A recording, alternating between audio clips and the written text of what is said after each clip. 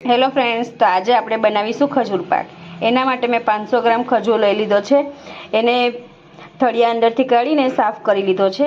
કાજુ બદામને પણ મેં પીસ કરીને લઈ લીધું અને થોડું ખસખસ લઈ લીધું છે। તો ફ્રેન્ડ્સ, નાની કઢાઈમાં મેં ઘી ગરમ થવા માટે મૂકી દીધું છે। એની અંદર હવે આપણે ડ્રાયફ્રૂટને સાતરી લઈશું। આ રીતે આપણે ડ્રાયફ્રૂટને લાઇટ બ્રાઉન થાય ત્યાં સુધી સાતરી લઈશું। એની અંદર આપણે થોડું ખસખસ ઉમેરી દઈશું। હવે આપણે એને સારી રીતે સાતરી લઈશું। તો ફ્રેન્ડ્સ, ડ્રાયફ્રૂટ સતરાઈ ગયા છે। હવે આપણે ગેસની ફ્લેમ બંધ કરી દઈશું અને એક વાસણમાં કાઢવા માટે મેં કઢાઈ ગરમ કરવા મૂકી દીધી છે। એની અંદર આપણે 2 મોટી ચમચી જેટલું ઘી ઉમેરી દઈશું।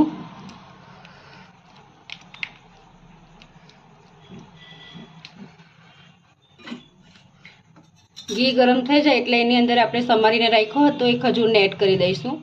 તો ફ્રેન્ડ્સ, ઘી ગરમ થઈ ગયું છે। હવે આપણે એની અંદર ખજૂર ઉમેરી દઈશું અને આપણે હલાવતા રહીશું। સોફ્ટ થઈ જાય ત્યાં સુધી આપણે એને હલાવીશું। તો ફ્રેન્ડ્સ, જેમ જેમ ખજૂર શેકાતો જાય છે, ગરમ થાય એમ એમ થોડો સોફ્ટ થતો જાય છે। તો ત્યાં સુધી આપણે એને શેકવાનું છે કે એકદમ એક સરખો નરમ થઈ જાય ત્યાં સુધી આપણે એને શેકી લઈશું। તો ફ્રેન્ડ્સ, ખજૂર અહીંયા તમે જોઈ શકો છો એકદમ સોફ્ટ થઈ ગયો છે। હવે આપણે એની અંદર જે સાતરીને રાખ્યા હતા ડ્રાયફ્રૂટ, એને આપણે મિક્સ કરી લઈશું।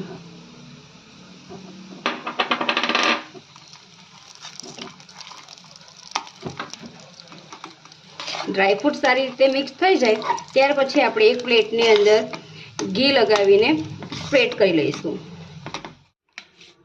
તો આવી રીતે આપણે એક ડીશમાં કાઢીને એને સારી રીતે સેટ કરી લઈશું। તો ફ્રેન્ડ્સ, આવી રીતે સરખી રીતે સેટ કરી લીધો છે।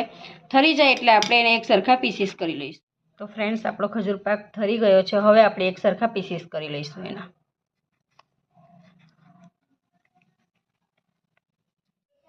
તો ફ્રેન્ડ્સ, તમે જોઈ શકો છો આપણો ખજૂર પાક બનીને તૈયાર થઈ ગયો છે અને આપણે સ્ટોર કરીને 15 થી 20 દિવસ સુધી ખાઈ શકીએ છીએ। તો આવી જ નવી રેસીપી જોવા માટે મારા વિડીયોને લાઇક કરો, શેર કરો અને મારી ચેનલને સબસ્ક્રાઈબ કરો। Bye bye.